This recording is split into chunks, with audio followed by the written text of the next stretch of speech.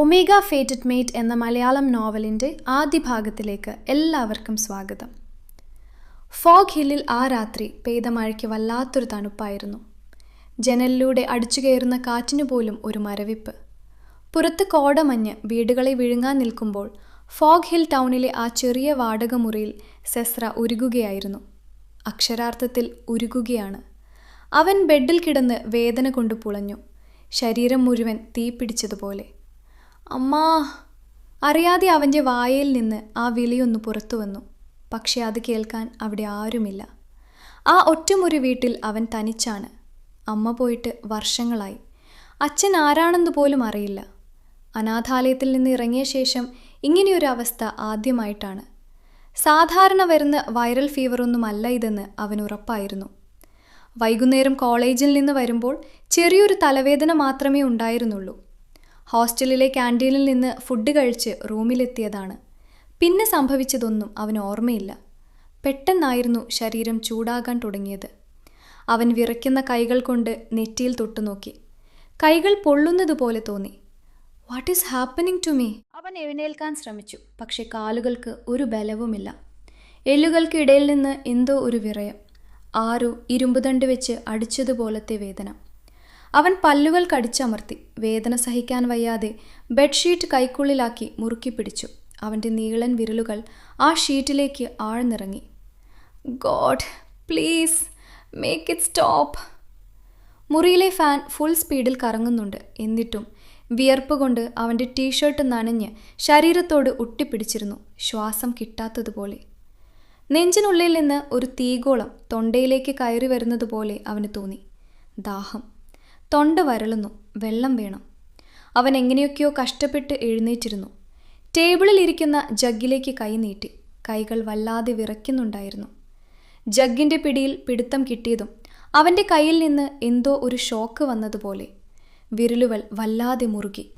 Crash! നിമിഷനേരം കൊണ്ട് ആ steel jug തെറിച്ച് താഴെ വീണു. വെള്ളം മുഴുവൻ ആ റൂമിലെ സിമൻ്റ് തറയിലൂടെ പരന്നൊഴുകി. സെസ്ര ഞെട്ടിപ്പോയി. താൻ അത്ര ശക്തിയിലൊന്നും അല്ല പിടിച്ചത്. പിന്നെ എങ്ങനെയാണ് അത് തെറിച്ചു പോയത്?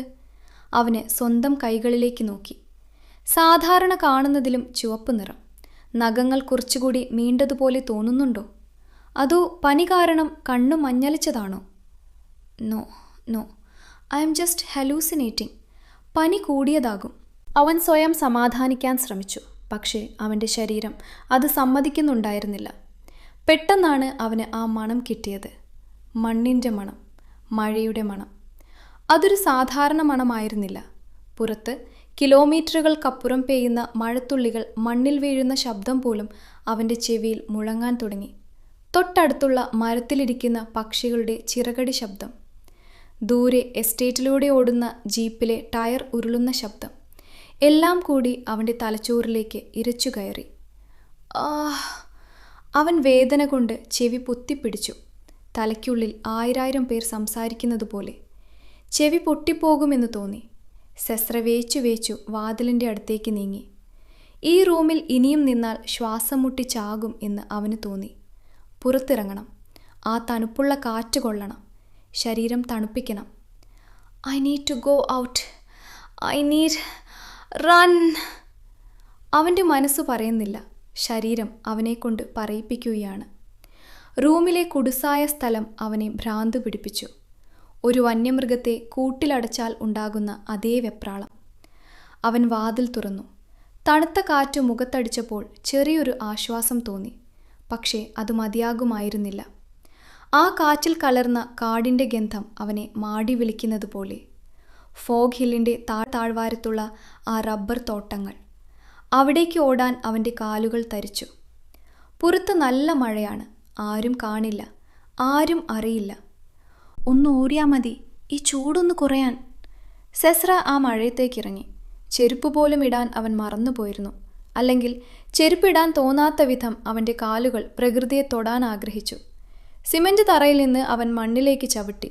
ഒരു കറണ്ട് അടിച്ചതുപോലെ ആ തണുപ്പ് ശരീരത്തിലേക്ക് കയറി. പക്ഷെ അവൻ്റെ ഉള്ളിലെ തീ അണഞ്ഞില്ല. അത് ആളിക്കത്തുകയാണ് ചെയ്തത്. അവൻ നടക്കാൻ തുടങ്ങി.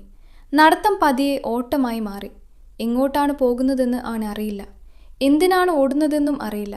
പക്ഷേ കാടിൻ്റെ ഉള്ളിൽ എവിടെയോ എന്തോ ഒന്ന് അവനെ കാത്തിരിക്കുന്നുണ്ടെന്ന് അവൻ്റെ ഉള്ളിലെ മൃഗം അവനോട് മന്ത്രിക്കുന്നുണ്ടായിരുന്നു. മഴ കനത്തു. സെസ്രയുടെ രൂപം ഇരുട്ടിലേക്ക് മറഞ്ഞു. അവൻ്റെ കിതപ്പ് ശബ്ദം ആ മഴയുടെ ഇരമ്പലിൽ അലിഞ്ഞു ചേർന്നു. ഒരു സാധാരണ മനുഷ്യനായി തുടങ്ങിയ രാത്രി, പക്ഷേ പുലരുമ്പോഴേക്കും അവൻ്റെ വിധി മാറ്റിമറിക്കാൻ പോവുകയായിരുന്നു. അടുത്ത ഭാഗവുമായി ഞാൻ വരും വരെ കാത്തിരിക്കുക. Bye bye. Thank you for watching. Love you.